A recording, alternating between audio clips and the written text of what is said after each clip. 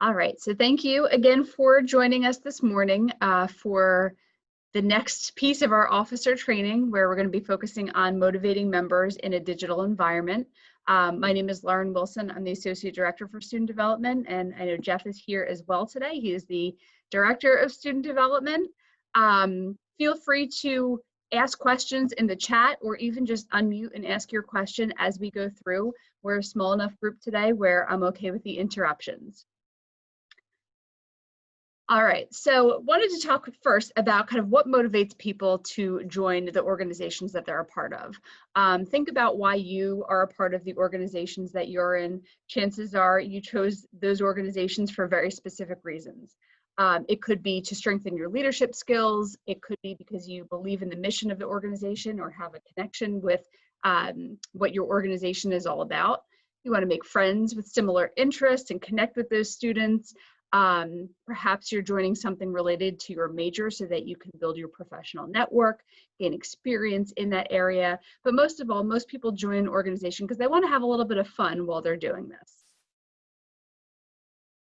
When I think about keeping members motivated, I think back to some of the motivational sessions that I did in pre-COVID times. And some of these tactics are all still very relevant, which is why I decided to include them in this session still. Invest in team building, so making sure that you are including icebreakers and team builders in your weekly meetings so that you're developing that strong team environment.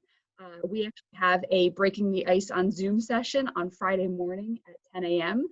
If you want to come and get some ideas of some different icebreakers that you can do in a digital environment. Delegate effectively and utilize member strengths. Members are always more likely to return to your organization when they feel like they belong and have something to do. When they can contribute towards your event or your mission, they are more likely to come back.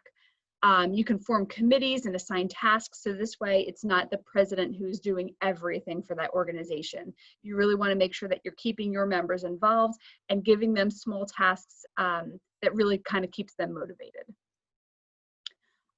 Some other things that I would include in my previous sessions before COVID, hold members accountable, so making sure that when you are giving them something to do, that you're following up, so that this way they recognize that it's not just busy work that you're making them do, but it is something that is important and critical for your organization. Use praise and criticism. So my rule of thumb is always praise in public, criticize in private. Nobody likes to be called out during a club meeting for not holding up their end of what they said that they would do.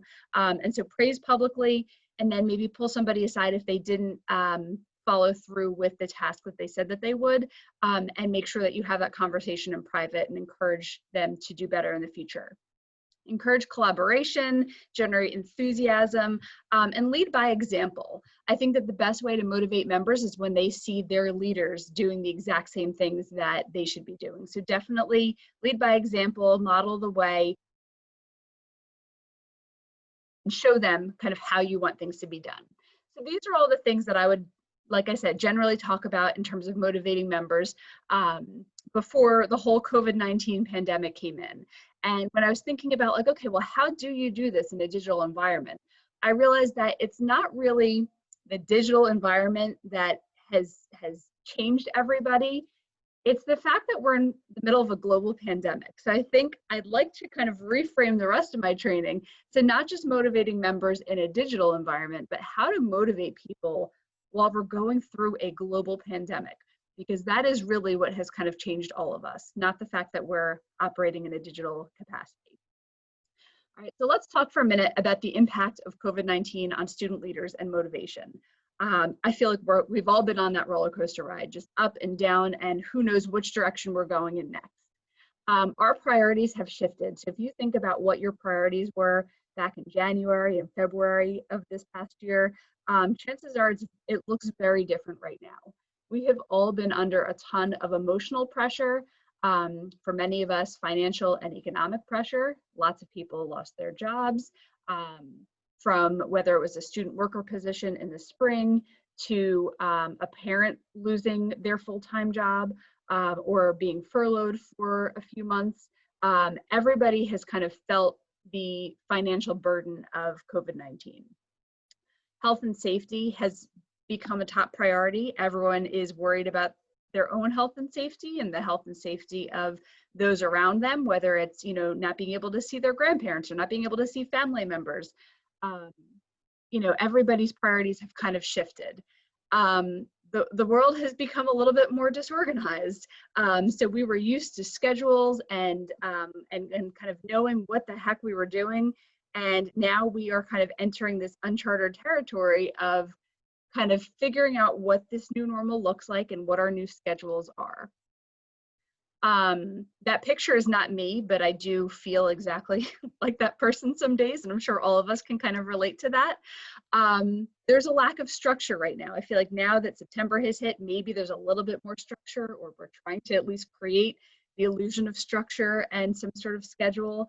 But everything is different. So even our environment, we're no longer learning in the classroom and meeting in our meeting rooms. Like, everything has changed. Some people are going to class from their bedroom or going to class from their kitchen table. They're going to their club meetings the same way. There's the lack of in-person contact, which introvert or not, that tends to affect everybody. There's a decrease in communication. So whether that is communication from professor to student, decreased communication between your e-board members. Overall, there's just not as much communication as there was in the pre-COVID days. And then the last one is loss and grief. And so you can kind of interpret that literally. There are some people who may have known somebody who experienced COVID-19, and they may have lost somebody to COVID-19 over these last 6 months. But it's not just the loss and grief of people that people are experiencing right now. They're also experiencing the loss and grief of experiences. And so when you think about, you know, last year's senior class missed out on their graduation. They missed out on, you know, if it's a high school student coming into college this year, they missed out on senior prom and all of those, you know, traditional events that they normally would have experienced. And so loss and grief is a real thing right now for student leaders, especially student leaders who were so excited to do the things that they normally would have done in the spring semester and couldn't. All right, so the big lesson with all of that, everyone's going through a lot. It is more important than ever to lead with your heart. Be a friend first and a student leader second. When you call to check in on the members of your organization, don't check in because, oh, this is the president of this organization calling you, the general members, to check in. Like, just ask how they're doing and sit back and listen for a little bit. Everyone has gone through a lot in the last 6 months, whether or not they're being vocal about it. You know, some people may be more vocal than others, but everybody has experienced some sort of change in their life over the last few months. And so it's important to recognize that as you're working with your members and as you are trying to motivate them to kind of be engaged with your organization again. Your credentials and position no longer matter. What your members need to know is that you care. That is more important than being the president of any organization right now, is that they need to know that they have a leader who cares about them. Not that they have, you know, have this person who's the president or this person as the vice president. They just need to know that you care. So over the summer, I stumbled upon this fantastic YouTube video called Motivating the Middle, the Pandemic Edition. And it's by TJ Sullivan, who has written a book that we've utilized in our office before called Motivating the Middle. And it's all about just how to motivate kind of the average member of your organization. And so he really breaks it down into the top third of your organization, the middle third, and the bottom third. And so I'm going to kind of quickly highlight some of what he describes in his video. But I did put the link and the title over here, so if you wanted to go and search for that on YouTube, if you have about 40 minutes, I would definitely recommend it. He does a really fantastic job. But I'm going to do my best to summarize it and kind of give you the in a nutshell version so that you don't have to go and watch another motivation session. But I'm going to go through really quickly and talk about what he describes as who they are, what motivates each group, what they're currently struggling with, and what you can do to help out each of these groups of people. All right, so the top third are your most involved and engaged members. So typically these are your e-board members. These are, could be a very involved first year student or second year student who is ready to kind of jump in and run for an e-board position in the future if they don't already have one. This group of people are really motivated by success and by utilizing their talents. And so during COVID-19, they really were feeling the loss of experience. So all of the events that were canceled, think about the Stockton entertainment team and the grief that they must have felt when they had to cancel their concert that for the first time ever had sold out within, I think, a week of tickets going on sale. That was devastating for those leaders. And so, you know, they were grieving the loss of these experiences and the ability to utilize their strengths in the way that they have in the past. The middle third are your members that show up, they help with small tasks, they might sign up to table, you know, during your bake sale, they might agree to sell tickets, participate in your fundraiser, hand out flyers across campus, things like that, but they're likely not going to be the ones to step up and seek a leadership position. They're really just happy with like the small commitment, helping out where they can, but they really don't want to take on too much. Chances are this group of people joined your organization because they're motivated by friendships and social interactions. And during the pandemic, they were really craving social interactions. They really missed the ability to connect with people because that is what motivated the middle third to join your organization. And then you have the bottom third. And chances are you might be thinking like, oh, those are like the lazy members, this and that. They're not necessarily bad people. They're just not that into you. They could be oppositional, they could be absent. So they could be, you know, kind of fighting you every step of the way, or they could just not be showing up to things. Chances are if they are absent, if they're not showing up, if you haven't heard from them since, again, January or February last year, chances are their priorities have shifted. Remember, members are going through a lot right now. And so, you know, when you think about everything that's happened over the last 5 months, like it's not even just coronavirus, it's all of the racial tension that is happening in our country right now, the politics, I mean, we could just kind of keep going on and on with some of these major issues that have been very emotional for people. So priorities have shifted and they might just not have it in them to be a part of your organization or be as active as they once were, and that's okay. Chances are the bottom third misses maybe one specific thing. So maybe it's that they, you know, really, you know, are missing like the end of year social that your club would have had, or maybe they're missing the concert or whatever other like annual tradition you have. That might be like the one thing that kind of motivates them to come back and be active again. But for right now, they're just not that into you. Okay, so what can you do to kind of help out each of these groups? So for the top third, check in with them frequently, especially now that we are, I don't want to say back on campus because I know that not everybody's back on campus, but we are back into an open and operational thing again, where your clubs are now kind of picking up the pieces of wherever they left off and trying to operate in this new normal. So check in with your top third members, listen to their ideas, help them reframe the situation because again, they are grieving the loss of being able to utilize their strengths. So check in with them, brainstorm, listen to their ideas because they might have some great ideas that would be useful for your organization. The middle third, reach out to them, express care, express concern, maybe even asking for their help and checking in on others. So if you have your bottom third members that you haven't heard from, maybe you can delegate some of those tasks to the middle third members. And you can say like, hey, I know that you're really close with Jeff and Joe. I haven't heard from them really all summer. Would you mind reaching out and kind of getting an update on how they're doing and what we might be able to do to help re-engage them in our organization? For the bottom third, include them. So if you're sending out your weekly newsletter for your organization, include them in things, invite them to things, but don't necessarily harass them. There's a reason why they've been unresponsive, their priorities have shifted, And when they're ready to come back and rejoin your organization, they will. And if they don't, that's okay too. Everyone's priorities are just, just kind of thrown up in the air, and you see where they land these days. So your organization may or may not be top on their priority anymore, and that's okay. You can't be personally offended by that. Definitely utilize your energy with the top third and middle third members. Don't necessarily waste a lot of time and energy on the bottom third members. Again, include them, check in with them, but you don't need to, don't let it bother you if they're not re-engaging. Any questions before I continue on?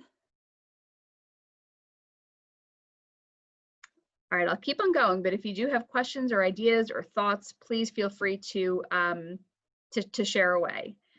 All right, so as I mentioned, I shared in the beginning some of the motivational tactics for the pre-COVID way and then versus now.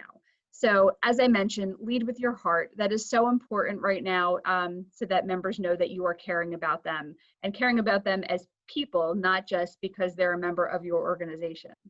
Prioritize communication. So make sure that you are consistent and predictable. If you are planning your meetings every Tuesday at 4:30, then make sure that you honor that and you're always meeting with them Tuesday at 4:30. Having some kind of schedule and some sense of normalcy is really important right now. And so even if it's just a quick meeting, if you don't have a whole lot on your agenda, that's fine. It doesn't need to be an hour, but make sure that you're checking in with them on that weekly basis if you say that your meetings are every Tuesday at 4:30. Like I said, be consistent and predictable. As you know, as a way of leading by example, our officer training this week, we have designated times that we stuck with for the whole week. So, we have one session, 10 a.m. and 7 p.m. The next session, 11 a.m. and 8 p.m. We have our advisor Ask Me Anything hour every day from 12 to 1. So this way you don't have to worry and think about like, oh, when is that happening today? Life is confusing enough right now. So the little bits of normalcy and consistency and predictability that you can start building into your members' lives will mean a lot. I know it seems like something so small to have a consistent schedule, but that's what everybody needs right now. They need some of that consistency back in their life. Be transparent. Over the summer, so many student leaders were reaching out to us to ask us questions. And there was a lot of stuff that we didn't have the answers to. There's a lot of stuff we still don't have the answers to. But if I don't know the answer, I will be transparent and tell you I don't know the answer, but tell you a little bit of the backstory about what I'm thinking and about, what risk factors might be involved if you want to hold this type of in-person event. So I will be transparent with everybody and kind of talk through what some of the potential issues are, or what some of the potential responses might be from my supervisor when I pitch this idea. But do that with your members as well. None of us have all the answers right now. Everything's changing. Capacity for event space is changing on a regular basis, and that's okay. We'll be as transparent as possible, and I encourage you to do the same with your members. Acknowledge the good work. So again, I feel like everything that we do these days, I hope it's not just me, I don't think it is, but I feel like everything takes more effort than it used to. And so if you're planning an event and you're planning a virtual event, that's all new to us. Like we know how to plan in-person events. We know how to throw a party in the event room. Things happening in the virtual environment take more effort. So when somebody does it and somebody helps you with something for your organization, acknowledge the good work, celebrate the success, reframe the situation. So many people right now just think of all of this as a really negative thing. But reframe it, make sure that you're reminding everybody, like you're starting from a blank slate, which I know can be really scary sometimes to be the first one to do something, but it also creates such a great opportunity to be the first one to do something. As Jeff mentioned in our last session with virtual programming, like take risks, because if you fail, like what's the harm? It's not like you're dumping thousands of dollars into these programs. Like the risk is really low. So take the risk, reframe the situation, reimagine what could be, and And so, you know, don't think that you have to honor all the traditions that you used to do and do all of the events that your e-board did last year with your organization. Start fresh, and just kind of brainstorm, like what could be, what events could we have, what are the new traditions that we could do, and really keep it positive. So I'm going to talk about a few resources that I love that kind of help me reframe and reimagine situations. So the first one is a thin book, and they're not kidding. Like, this is like super tiny. It was one of my favorite books in grad school. It's called The Thin Book of Appreciative Inquiry. And it really kind of helps you reframe a situation from a problem-solving approach to a strengths-based approach. And what I mean by that is, think about if you were to do a survey, a satisfaction survey from one of your major programs that you've done in the past. Chances are, if 92% of people say that they loved it and everything went well and yes, do it again, chances are you're not focusing on that 92%, but you're going through and you're reading the comments from the 8% of people that didn't have a good experience, and you're trying to figure out what you need to fix. And you're trying to figure out what went wrong so that you could do it better in the future. Appreciative inquiry challenges you to kind of shift that mindset, and instead of, like, don't ignore the 8%, but focus on the 92% of people who said, you did this really well. And what I loved about the event was X, Y, and Z. Because then once you find what you're doing well in the organization, you can continue to do more of that. When you're focusing on the small percentage of people that had a problem with the organization or a problem with the event, then you are now viewing your whole organization as a problem that needs to be fixed, rather than you know, a great thing that can be done even better. And so again, appreciative inquiry focuses on what went well instead of what went wrong, and how to do more of what went well. So a few other kind of prompts that you can talk with your organization about.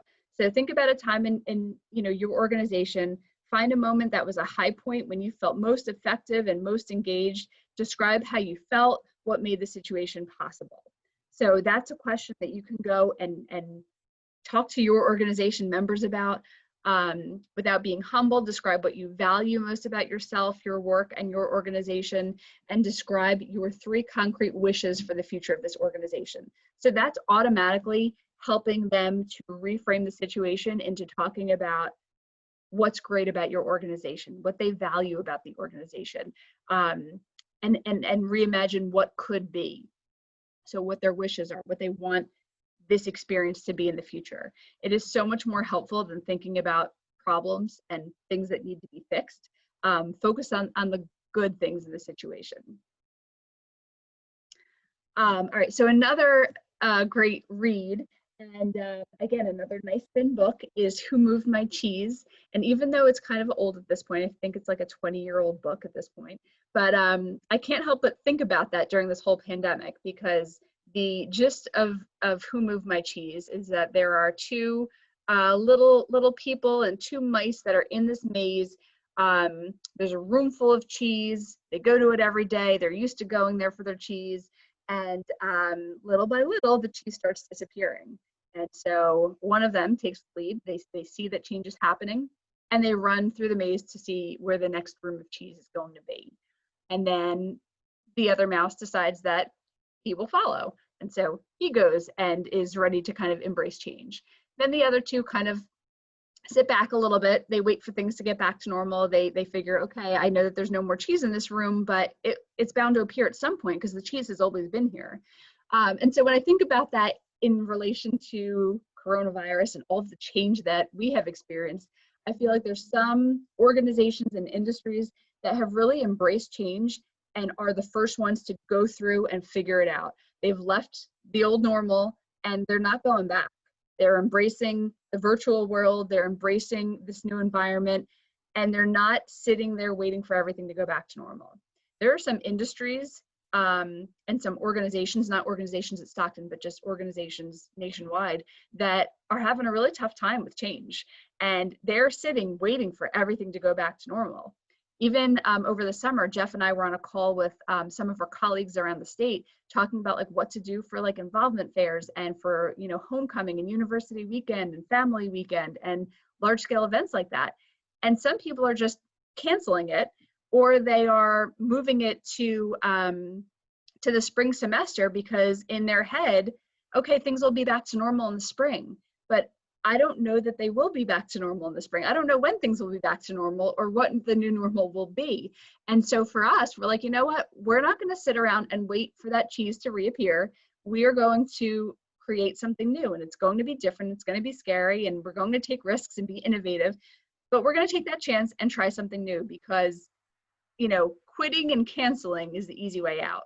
Trying to build something new, you know, is a risk that we want to take, and we want to try and figure this out. So be that organization and be that leader who is okay running into the unknown and figuring out what might be next. I didn't plan as well as Jeff with my songs, but maybe I could cue like the Frozen Into the Unknown right here, and we can have a little, you know, song and dance. Mark, I was going to say, I love the reference you just made, the Who Moved My Cheese, and the you know, we've had those discussions with our cohorts around the state, and it's so true. Some people are ready to embrace change and some people aren't. Be the change. Move before your cheese is gone. Thank you. Yes. Thank you for coming to my TED Talk. Fred Talk. All right, and so then the last book, I have 2 young children, so of course I have to, you know, have a nice little kids book reference, right? And so there's this book that I've been reading to my kids for 9 years, and so it is called Beautiful Oops, and it's all about just how when you make mistakes, just embrace it and kind of keep moving forward. And so, I mean, heck, I could read the whole book to you, but I'm not going to read the whole thing. But there is a page in here, a smudge and a smear. Can you see that? A smudge and a smear can make magic appear, and a stain has potential if you play with its shape. And so the whole book just talks about how, you know, you can take a mistake and embrace it and turn it into a beautiful piece of art. And I really encourage everybody to do the same with their organization this year. I mean, coronavirus and all the different changes that we've had in our lives is just like just paint splattered randomly on a piece of canvas. Turn it into something great. Use your imagination, take risks, and encourage your members to do the same. Don't sit there and, you know, kind of trudge through and trudge along. Like, just start with a nice clean slate and brainstorm and see what ideas your members have and encourage them to move forward and do them. Don't sit back waiting for the old normal to come back. Just start moving forward, and see, you know, what you can do to embrace this new normal, and create something new. So that kind of leads us to the end. Are there any questions or ideas or things that maybe you were inspired by that you would like to now go and talk about with your members, or maybe some agenda items that you're going to have at your next meeting based on some of these ideas? I guess that's me. I wrote down all the books she talked about because I'm really interested in going to read them. But the part about being a friend first is important, and realizing that, because I'm just trying to make sure we're still having events and stuff like that, but I have to remember, like, be a friend first, be there for people first, and yeah, try to motivate them. Yeah, and I just think like expectations this year are going to look so different. So I mean, maybe at your first meeting in every past year, it has been dedicated to like reviewing the Constitution and figuring out your weekly meeting schedule and what your events are going to be. But maybe at your first meeting, it's just a check-in, like, how is everybody? And not just the like, hey, how are you type of conversation, but like genuinely, like, how are you? Like, what have the last few months been like for you, and what can we do to support you, and what can we do to help? And just really listening to kind of where everybody's at, because you know, life is not like what it used to be. And like I've been saying, like our priorities are all different. And so just kind of listening and understanding where all of your members are at will be really important, so that you can kind of encourage them in their own ways on how you want to move forward. I seen this post on Facebook, a teacher did. She was like, it was a leave your baggage at the door. So she had a trash bag outside of her classroom door, and everyone wrote down something that they wanted to share, like something they went through in the last week or something, or during the summer, and they put it in a bag. And like these kids were talking about some deep things on these pieces of paper. The students that were reading them were crying. The students that wrote them were crying. So I was trying to figure out how to incorporate that on Zoom, but it would be kind of hard to do something like that, but it was just an idea. Yeah, I know one of the icebreakers that I saw recently was share a boring fact about yourself. They said, right now, like even just share something interesting and exciting is like too much pressure for some people. So just share a fact, share something boring about yourself. See where it goes. Any other ideas or questions that folks have? I just want to say, Leah, I love the thought about the kids and how thoughtful they can be. One of the YouTube videos that I found for my previous presentation, but I ended up not showing it, was a little kid who learned how to ride a bike, and he gives a speech to all the other little kids who are trying to learn to ride a bike. It's the most amazing minute and 10 seconds I've ever seen in my life. Lauren, if you want me to share it, it is really awesome. Sure. If you do you have it handy? I do have it handy. All right. Well, while you're pulling that up, I'll quickly do my plug for the rest of officer training. If you like this session and you think that other people in your organization would like to come, or people who are part of other organizations, encourage them to come tonight. I'm repeating this at 8 o'clock. From 12 to 1 today, we have the Advisor Ask Me Anything hour. Drop in at any point to ask whatever questions you might have. I'm not going to sit and read through the whole schedule, but we have a whole lineup of programs this week really designed to help you keep moving forward and help you operate in these in the digital world. So definitely take advantage of some of these. This is not your typical officer training. But we are really adapting all the sessions that we typically would have done to how you can operate now in the virtual world. If you have not yet signed up for the Get Involved Fair, there's still time. The joy of not having tables is that I don't need to close registration to be able to place the puzzle together. So you can register up until the day of the fair if you are interested in participating. And then University Weekend is going to look different this year. We're packaging it up and kind of delivering it to parents and families and alumni and students wherever you might be. So instead of coming back to campus, we will bring it to you. If your organization has an idea for a virtual program that you would be interested in facilitating, we would love to incorporate it into the weekend. So definitely reach out and let me know. I'm going to go ahead and stop sharing my screen so that Jeff can share his. And while he is doing that, I'm going to go and pull the attendance link for our session today so that this way you can click the link and mark down that you have attended this program. So go ahead, Jeff. I'll let you. All right. Can you see the kid with the bike helmet? Yeah. All right. I have the captions on because he's not exactly the most. He's so excited he doesn't speak real clearly. Okay. I feel. Do you feel alive? I feel happy of myself. I feel happy of yourself too. What do you got? Any words of wisdom? What about for all the other kids trying to learn how to ride their bike? Can you say anything to them?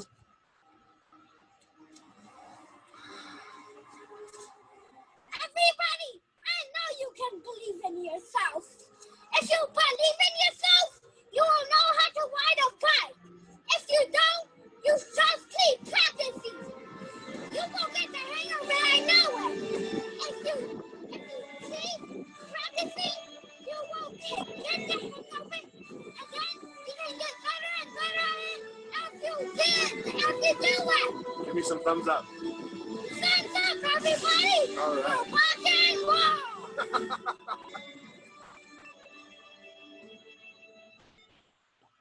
That's awesome. Yeah. Everybody, All right. rock and roll. Yeah. Like I said, I was going to play that in the other one, but I decided for the Trolls video instead. It was a good choice. Yeah. But it fits here. So it fits here better than mine for Griff. So. Yeah. All right. Well, that leads us to the end of our session. So thank you so much for joining today. Don't forget to click the link. With that, yeah, don't forget to click the link to mark your attendance, and hope to see you at some of our other trainings later today or tomorrow. Wait a minute, Jeff. Weren't you supposed to do something at the end of this training, or was that another one? No, no. that's the digital marketing one. Okay. Digital marketing on Thursday. Renee's ready though. Renee's ready. Nah, I wanted to make sure the students got a chance to. Oh, my prize is available for everybody, not just students. Just saying. Oh, shoot. Okay. So if you don't know what I'm talking about, you go to was 7 o'clock or 8 o'clock tonight? When am I doing it? You're doing your next session at 7 p.m. The 7 p.m. virtual programming basics. There's some prize discussion during that one. So Leah, if you don't know what he's talking about, tune in at 7, and this way you too will have a chance at winning a prize. Okay. All right.